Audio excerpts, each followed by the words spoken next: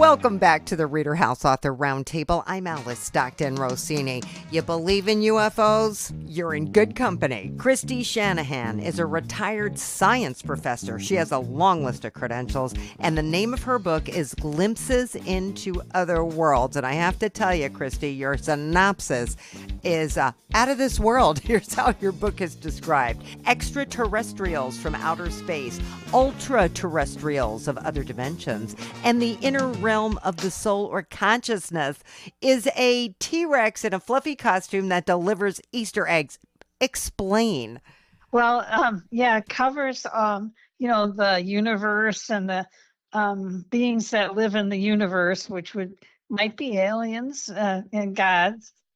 And it covers other dimensions. And in the past, they would have thought of that as like the Celtic underworld or, the 9 Norse realms. The ones that are in other dimensions are referred to as ultra-terrestrials. Okay. And then there's the final other world of your inner soul or consciousness. And the book covers those 3 categories. I mean, people should know that you worked in science your whole life. You have 2 masters, a PhD in biochemistry and molecular biology. At the age of 64, you got your PhD at 64? Actually, it was 63. What, were you bored? I mean... No, I was working. I was teaching, and they said, well, you only have 2 master's degrees. That's not enough. And so What were you teaching? Well, I teach in medical sciences, but I work for a college of pharmacy now because I teach them some science topics. Okay. So you figure someone with, your background, your level of intelligence, if you believe in extraterrestrials, it must be true. Yeah, I have kind of an unusual background because I grew up pretty religious, and like I read the Bible cover to cover at age 13. Oh. And my step grandmother was a psychic, so I had that spiritual, that exposure to that world. And then on the science and the medicine too. People think that all of those things are against each other and, they don't fit together.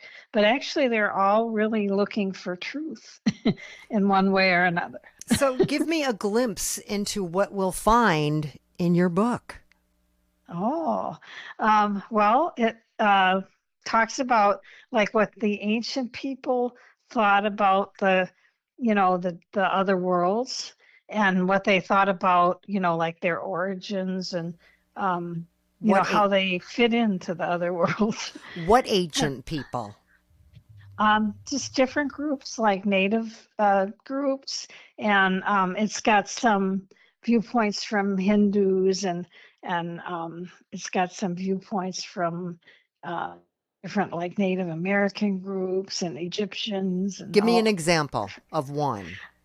Well, there's one about Sopdet from Egypt and how the Egyptians thought they came from the stars like Orion and Sirius, the dog star.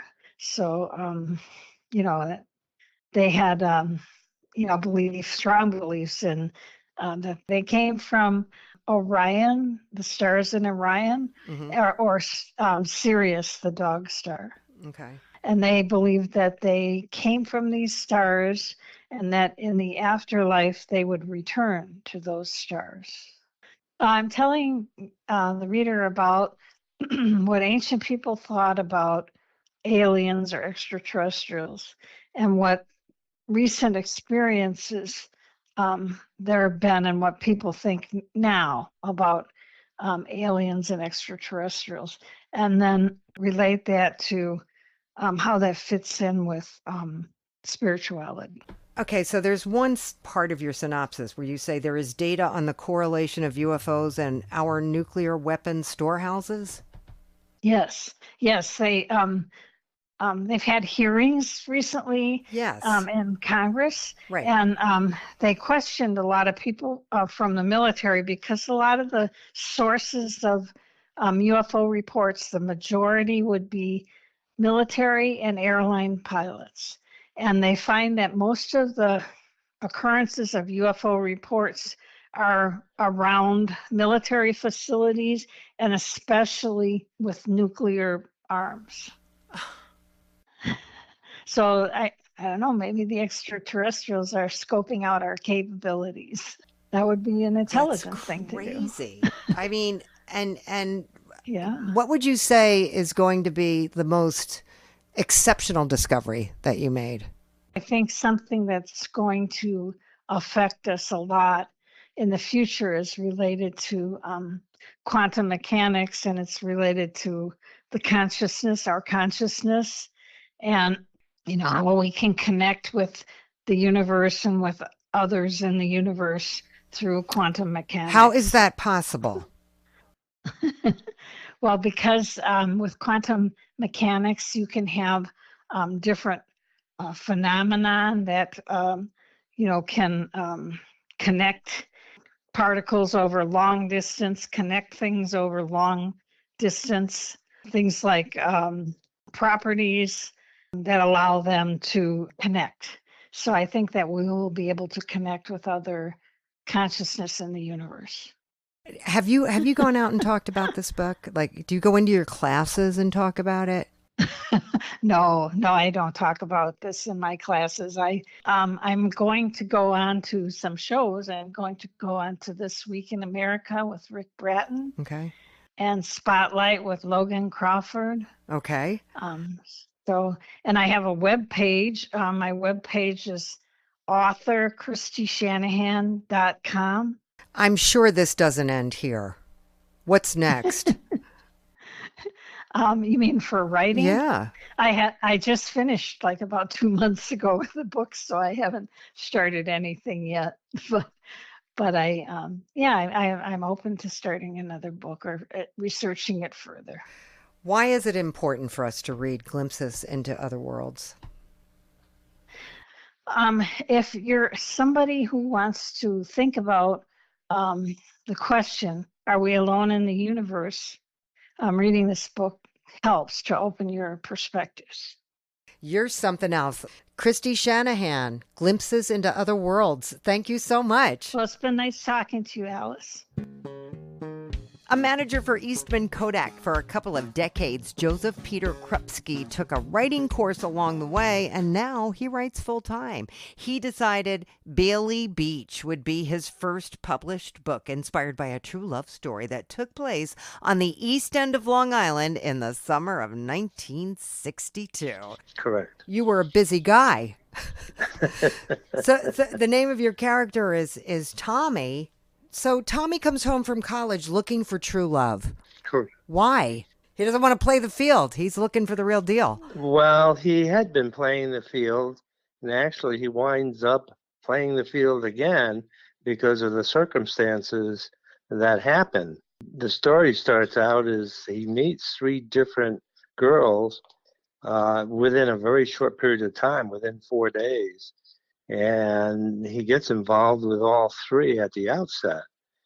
But then he gets seriously involved with just 2 of them, and he tries to maintain that relationship. Well, as things progress, things get more complicated for him. So he's trying to maintain a relationship with 2 different women at the same time. That's gonna get complicated. Yes.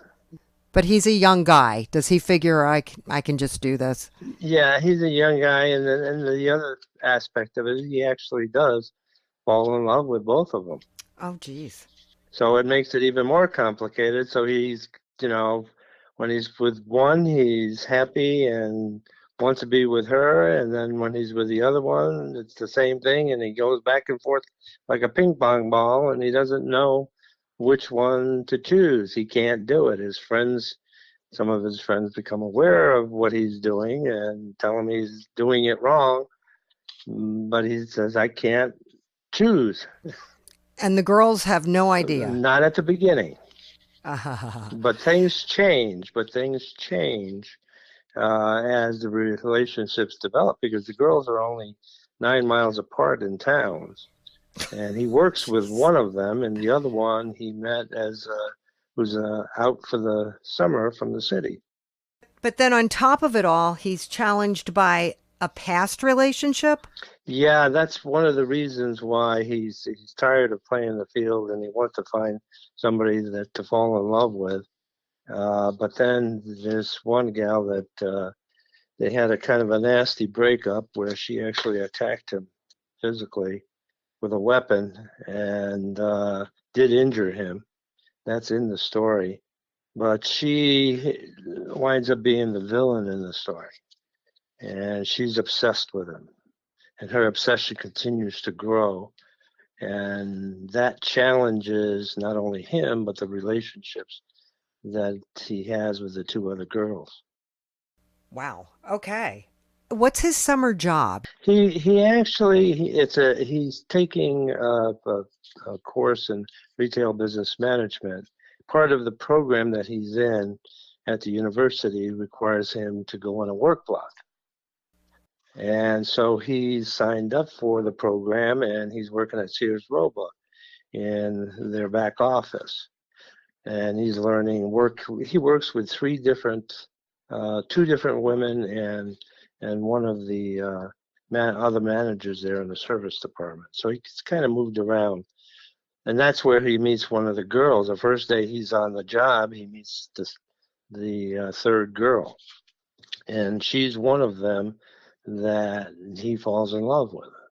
Now, you talk about true love, overcoming adversity through forgiveness, the role friendship can play. This all gets resolved in this one book? No.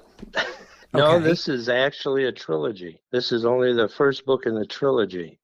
And the story continues.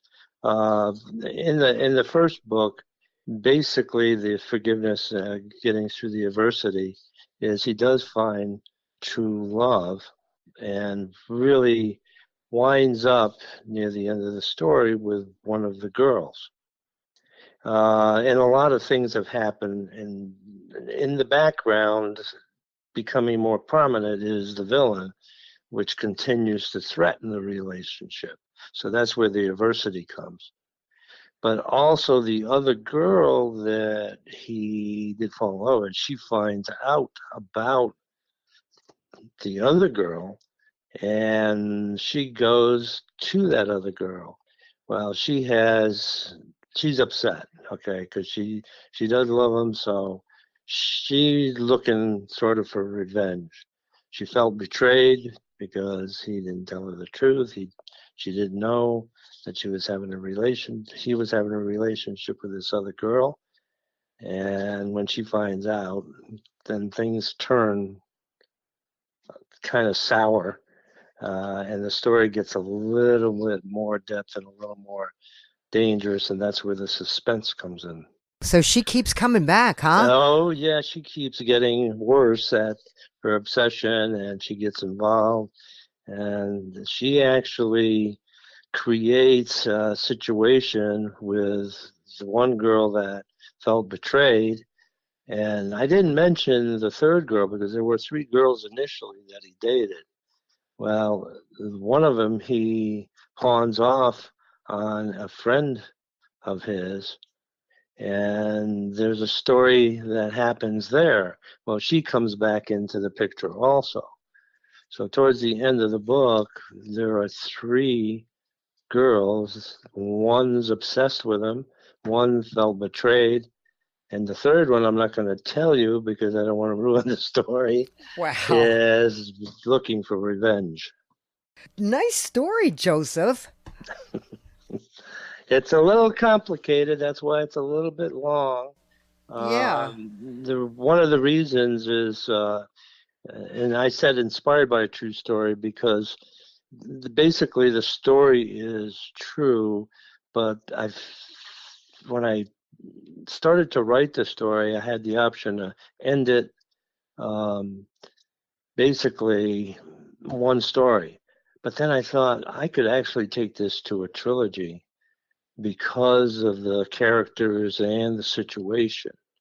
So then that's why I use the word inspired by a true story, because then it allowed me to embellish and add fiction adaptation to the story and extend it into a trilogy.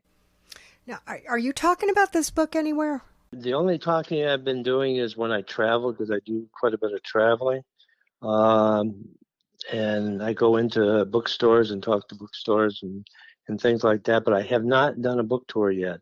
I am working on that right now. I've got a book tour started for August on Long Island where the story takes place. That's a great idea. Is the beach a real place? Yes, Where is it on Long Island? it's on Eastern Long Island in Mattituck, New York. If you go on to my website, you can see pictures of it. Oh, nice. What's your website? It's grandslamnovelist.com. Love it. How much did this writing course help you in writing your book? I think it helped me quite a bit because what it did is it generated a strong interest to continue writing. My plan was to then take another course in writing novels. And what happened was, as life has it, my wife wound up getting cancer, breast cancer. Oh, And then a couple of years later, I wound up with prostate cancer. oh, geez, Joseph. Yeah, so for about 7 years, things were kind of not good, and we got through that okay. We're both cancer-free at this point. Great. And then my wife is a travel agent. She had her own business, and I got involved with that. So that took off. I got involved with it because of my experience at Kodak. So being a manager and so forth, I managed her business for her and helped her grow it, and got so busy with that that we were traveling and taking care of business, so the writing got shelved. Yeah. So how's this tour going to work? Who's setting it up? How are you setting up places to go? I am basically doing that myself. I'm my own publicist and agent at this point. You pretty much have to be, right? Yeah, you have to be if you're self-published. I didn't go the other route because I know a couple of authors that are self-published, and they told me the horrors of trying to get an agent and how Yeah. long it took to get one. And I said, I don't have that kind of time. I want to get this story out. Are you calling people up that you know? How are you doing that? As far as the book tour, Yeah. basically, I just get on the computer. I look at all the bookstores in Eastern Long Island, send emails, call people. I've got like a couple of Barnes and Noble stores lined up now, a couple of libraries, and I'm still working on getting more spots Great. set up. So it'll be a I, 10-day book tour. that's great. I don't, oh man, so many authors don't realize how important it is to just sit down and, reach out and do the work. Yep. It's your baby, it's your book. You can, Fulton, Page Publishing, they send out press releases, but if you get behind that book, you have a much better chance of getting something going. Joseph Peter Krupski, author of Bailey Beach. Thanks so much for talking to me. I appreciate it, and thanks for the call. Our next book is a personal testimony of healing and resilience by Mary Doster-Green, entitled I'm Still Standing, Surviving Domestic Violence. Mary, this is a story you could not bring yourself to tell for more than 2 decades. I had to go do a healing process, and one day my son visited my house, and he was just throwing stories around about his life, and I think he was trying to pull something out of me. I met a young lady who reminded me of myself. And I said, by the grace of God, I have to get my story out because it's not for me. It's if I can help one person along the way. So, Allison, that's now. Um, I'm still standing and surviving domestic violence. It's again my personal testimony of surviving abuse and reclaiming my voice. It's not just a story of pain, but of healing, strength, and wanting my readers to just walk with me through this journey, finding the courage to leave, rebuild from the ground up, mentally, emotional, and spiritual. When did all of this start? Oh my goodness, Alice. This started at age, let's see, I got married at age 18, so going 19, I was 19 years old. Um, Yeah, it started at 19 and it was an on and off kind of a situation. I didn't understand where I were until later. One hit turned into two. I promised I wouldn't do it again. So I was 19 years old when it all started, Was Alice. he also 19? No, he was like 7 years older than I was. Okay. So he was more wiser and smarter than this little innocent little girl. Did he have anger issues? Well, that was something I learned later down the line. When I first met him, he was the loving, most caring, most, you wouldn't my mom fell in love with him, so that was enough there. But further down the line, all the anger and stuff that I had never seen before started to rise up in him. Yes. What was his trigger? Did he have many triggers? Yes, Alice, that was many triggers. It wasn't just one. I was trying to understand them, and it was more like when I understood one, another one would come up. So I just didn't know what to do, how to do it, and most of the time I just didn't say nothing. And you got in trouble for, I call it trouble because I was treated like a child. You was abused for not saying anything. So you never told anybody? And well, no, it was an embarrassing. I went through it in silence. I'm sure that some people knew, especially his family. They knew, but they wouldn't say anything or They do anything. How did they know? Because they knew him? Well, yes, that part number one, and then there was incidents where they saw the marks on me. They saw sometimes the lashing out at me. They witnessed sometimes other things. So they knew. And again, I think because they knew him and I didn't, they didn't say anything. Well, was it drugs? Was it alcohol? You know, that's a good question for the drug part. The alcohol just made it worse. When I first met him, I didn't know the drinking was like that. So it was a lot of hidden agendas. But as life went on for me, I questioned myself like, there's something else. Is it drugs? Again, as I grew, as life went on, and one of my friends had a conversation with me, and she said, Mary, I couldn't tell you what was really going on back then for fear of my life. But she helped me to understand that there was drugs included in this as well. And you didn't even realize it. And I didn't realize it, but I just said it. This isn't normal. This is something else that's going on.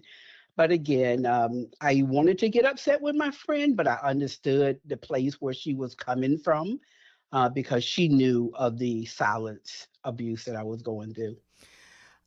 What kind of abuse was it? Oh God, it was all kind of abuse. It was physical, it was verbal, Yeah. and yeah, it was all of that. Did you just keep hoping it was going to get better? I did. I really did. And not only for me, Alice, but it was from the children's as well. I didn't want to disturb the home because he was an excellent dad. I'm just going to put it out there. He was an excellent dad, but a horrible husband. And they loved their dad, and I was trying to make it work for the children's How many kids did you have? three. And did they ever see him abuse you? Yes, the Oh. oldest two did. The baby girl didn't. She spent most of her weekends because that's when it all would start. She spent most of her weekends up with her grandmother. I think she had some kind of sense that something wasn't right, but the oldest two saw the worst of it. So you go through your whole story in this book. What finally gave you the courage to do something? What finally, Allison gave me the courage to do something because the violence turned on the child. Oh. And I said to myself that if that ever happened, I wouldn't dare. I couldn't dare stay there. And for my child, if I stayed, in my mind is that what would he have thought of me if I sacrificed to stay rather than to sacrifice us? So that's what finally broke the camel's back. He started abusing one of the kids. Yes, it got really, really, really bad with a gun. And so we was in flight for our life, and I couldn't return to that marriage after that. Yet you say he was a good dad. He was a good dad. Um, 100%, I won't take that back. But this one particular night where he challenged my son hadn't done anything, and everything just came out of him. And that was one of the nights that I could have sworn he was on drugs. It was just one time only, and that one time only was enough for me to say, no, I can't do this. You know, you hear the same kind of story over and over again. Women, they're ashamed. They want to keep the family together. I even, you see the red flags and they're still afraid. How do you help someone get over that hump? Um, I would tell them it's a mindset. It's all in the mind, because these type of people, I call them narcissists, to the fullest. They want control. So how would I help someone get over something that I experienced? You got to first start with your mind. You got to talk to yourself and encourage yourself and let yourself know that this is not love. No one should be treated like this, whether it take one day or 5 days. This is where it starts. And if you've been in it for a while, you have to continue to go to counseling, understand you. But if you're just getting in it and you see those red flags, that would definitely be my encouragement and my talk to anyone that's going through similar situation. You got to start with the mind.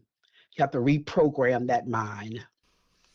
You say they ask me why I stayed, but they never ask him why he abused me. What do you mean by that? That's just a thing of, I guess, it kind of a norm. They would always ask you, so why did you stay? Why did you stay? But you never asked him why he did it. I stayed because I was afraid that if I left, that he would find me and kill me. But no one ever asked the man, what are you doing to her? What are you doing? Why are you doing this? Did you ever seek counseling together? Did you ever, in times of calmness, did he know what he was doing to you? Were you able to talk to him and say, like, were there any loving moments after the horrible moments where maybe you could get through to him? Well, I called him a Jekyll and Hyde, if that makes sense. Yeah, it Six does. months he was good, and 6 months he was like, "Who in the world is this?"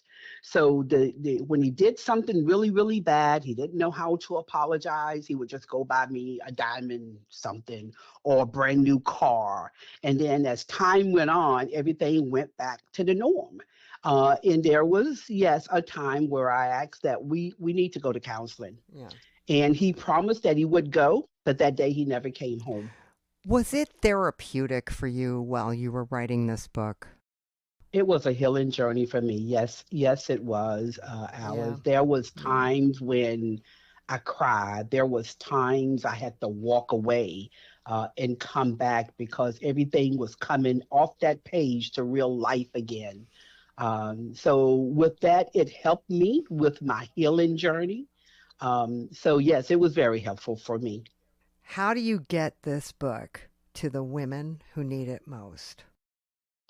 Well, Alice, that's a good question. I believe, and I truly believe, God was with me through this whole journey. And I truly believe he saved me for such a time as this.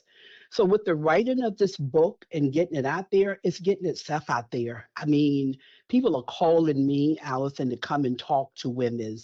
They're getting my book by word of mouth. They're having me to come to the church and things of this nature. They're ordering the book. So it's doing what it's doing. And I'm not even like, what do you say? I'm not putting forth 100% effort. It's all God. I truly believe that He was there because I asked God many questions like, why are you allowing such a good person to go through a horrible thing? But now on the other side, looking back on hindsight, He saved me for such a time as this. So my book, Allison, is doing exactly what God intended for it to do. I log on and I look at the reviews on Amazon, and I'm just amazed that these reviews is like I picked the book up, I can't put it down. I gave it to a friend. So that's how my book is reaching the women's and who are supposed to fall in the right hands. Wow, that's amazing, Mary. That I mean, you must be telling somebody. I guess there were people who were aware of what you were going through, and you weren't going through it anymore. Right, right. So I am, Alice, telling some people, but those people, as I advertise it, I'm definitely advertising it on my Facebook page, on my Instagram, and those people are getting my book in other people's Okay, hands. And those hands of those people are calling me into the churches. I have an engagement. He wants me to come in and talk to the women's that's great. in the church. That is awesome. Mary Doster-Green, I'm still standing, surviving domestic violence. Thank you so much. I appreciate you. It's good talking to you today. Regina Olokor is a nurse studying to be a nurse practitioner, and she is an author determined to share how her faith has influenced her life in her book, Why You Need Jesus Christ, a Christian evangelism book for new converts. Regina. Yeah, so I wrote this book because growing up, even though I went to church, my family took me to church, but I did not really know why I needed Jesus Christ. So it made me not to be strong in God in my early life. We just went to church, and as children, we play in church, come back home, we do drawings, we sit outside. We didn't really learn the word of God in depth to really understand him and know why we really needed him in our lives. So now, after years of not knowing him and not living right, I now come to realize that, hey, listen, back then, if I knew why I needed Jesus Christ, I would have held on to him much longer when I was younger. But now I get to realize why I really needed him. And I feel like I should share it to the world because there are other people who don't know why they need him. We need him. We need him because even if you plan to live a good life, you don't want to live a life of sin, you can't do it on your own. You need the Holy Spirit to help you live a life of victory over sin. Did something in particular happen to you that made you realize that you had to write this book and you had to write it now? Well, I would say that the most important incident that happened was the divorce of my parents. So, when parents divorce, the effect is on the children. If the children are not well guided, they suffer the effect. But if the children are well guided, they don't suffer that effect. So that's the reason why. Now, with my mom not being in the house, and I had the weakest stepmother, like my stepmother was not a good one at all. She was really bad, like evil person. So if I knew to follow Jesus Christ at that time that my parents were divorced, then I would follow Jesus Christ earlier at that time and overcome so many trials, so many temptations and wrong things about life. Knowing fully well now I wrote something down the other day that if I knew back then what I know now, my life would be a whole lot different because now I realize that sin has power. Sin is not just ordinary, it has power. There's a spirit behind sinful lifestyle, and that is the spirit of the devil. It pushes people to do the wrong things because he is contrary to God. He's contrary to the Spirit of God. So he makes people to live a life of sin because he doesn't want people to follow God. So for you to be able to follow God and follow him successfully, you need the Spirit of God to be inside of you. And you can only get that if you have Jesus Christ. So the Holy Spirit comes in you and dwells in you. The Holy Spirit takes control of your life. So that way the devil cannot manipulate you, cannot push you into a lifestyle of sin. Do you share your own life experiences in your book? I did not, because I am right now, I am a nurse and I'm studying to become a doctor.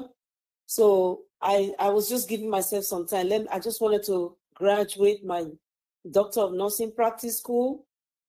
Then I will write the second edition of the book.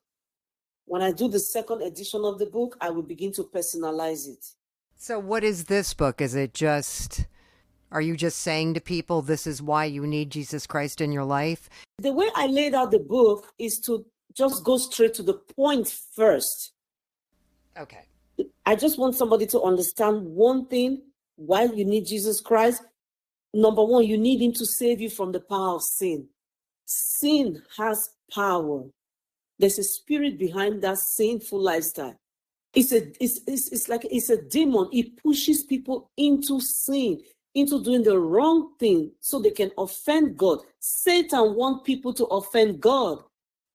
Satan does not want people to have good relationship with God.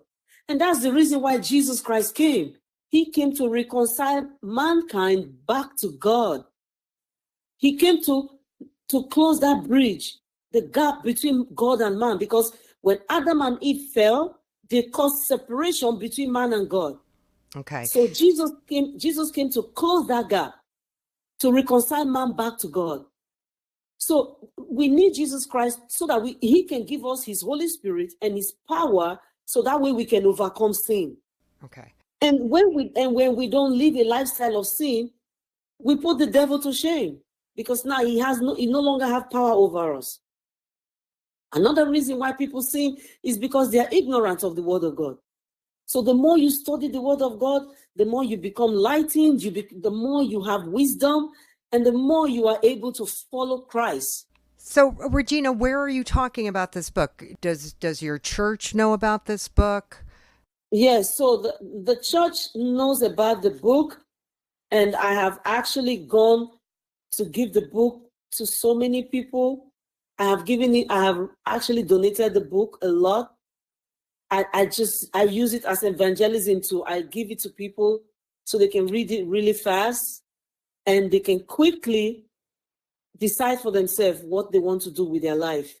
So I've given it to the church a lot, many times. So you are out and you are talking about it. And your next book, you're going to follow up with your own personal experiences. Yes, when I do the second edition of this same book, okay, I will expatiate on it, and then I will put in my personal experiences and follow up more with more life stories and testimonies from other people. Okay. You are Regina Olokor, author of Why You Need Jesus Christ, a Christian evangelism book for new converts. Thank you so much for talking to me today. Thank you. I.A. Kimsey started writing when he was a kid. Then after his dad died, writing helped him deal with grief. Then it became a hobby, and now he's published his first book. It is entitled Identity. Now, this took a little while, right? Yes, because I've had ideas, and then I've had ideas, and I would write, and I have another idea, and then I would change to that, and then life got hectic, and then I found a book that I really enjoyed and I liked, and then I got it done. But then I was trying to find an editor, and I didn't touch it for like 5 years, and then I found an editor, and now it's published. So you wrote this book a couple of years ago. Yes, I wrote my first draft before COVID, and then I was looking for an editor, but I couldn't find one, and then I got really busy with school, looking on my master's and doing theater, and just life got hectic. Yeah. So what inspired Identity? A young mysterious man wakes up in a maze, clueless about who he is and what's happening. So a friend of mine from high school, I showed him one of my projects. I'm like, hey, here's this project, and he was like looking at it, and he was seeing like saw it had like martial arts incorporated with it and other stuff with that, and then he was like, hey, I would like to see what you'd come. Well, my friend was like, hey, I want to see what you'd come up with Bushido honor code. And I was like, I had no idea what Bushido honor code was. So I did like some research, looking stuff up, and then I'm like, okay, so it's like Japanese samurai and then the virtues. And so I was kind of like getting an idea with that, and then I was kind of thinking about having it in a maze because I love puzzles, and I think it'd be interesting to have it taking place in the maze. And then the Bushidos, they each have a different personality while the main character's trying to figure out who he is while he's being tested of the virtues of the honor code. So he doesn't know what his name is, where he's from. Nothing. He just wakes up not knowing nothing, not knowing his name, his family, nothing. Why? Do you tell us why in the book, or do we have to read the book to find out why?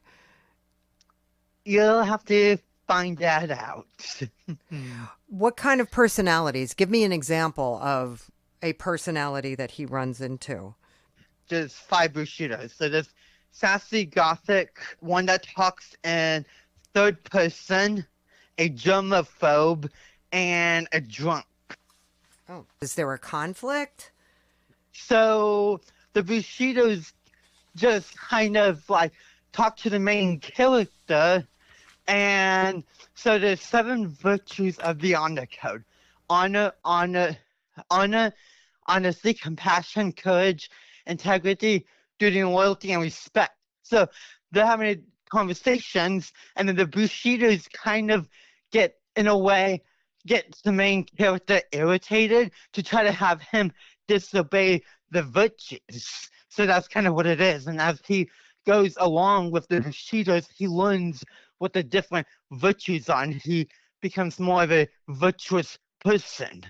So at the end of the book, of course, he figures out who he is, but then I'm working on a trilogy, because like it kind of like he figures out who he is at the end of the book, and then when I continue on into the next book, things kind of change a little bit, and like the story continues, and then you'll start learning more stuff about the main character after he figures out who he truly is. Is there a lesson to be learned here? It's him waking up and figuring out who his true identity is. And also I have this in first person. And another interesting thing is he meets characters along the way, and he doesn't know who he is, and he doesn't know these people, but as he goes on and have flashbacks, he realized that these people that he's traveling with he's related to them. Like he knows them, and they're part of his life. Wow. Have you been out talking about your book at all? Well, I've been like kind of like spreading the word. Like I've been putting stuff on Instagram, Facebook. I've been telling people like, hey, I recommend this book. I did go to a library where I went to high school with, and I told them about it, and they have a book, but then I also asked them about like maybe doing like a Q&A or like doing something interesting for people, but they said I could talk to like the high schoolers about that. But I think it'd be kind of cool to do some type of like event. And then I went to like a bookstore across the street from my job, and I had them get a few copies of my book, and actually I signed a copy. So whoever picked up those in the book got a signed copy. Great. Well, then you're on your way. All right. So I.A. Kimsey, author of Identity. Thank you so much for talking with me. Yep. We hope you enjoyed this edition of the ReaderHouse Author Roundtable, where authors from all walks of life come together to discuss the trials, tribulations, and triumphs of publishing their books. I'm Alice Stockton Rossini. We hope to see you back here every Saturday night at 8 o'clock, or listen to our podcast anytime on Spotify, Apple Podcasts, Stitcher, TuneIn, and PodServe, just to name a few. The Author Roundtable is sponsored by ReaderHouse Online Bookstore, where independent new authors come first.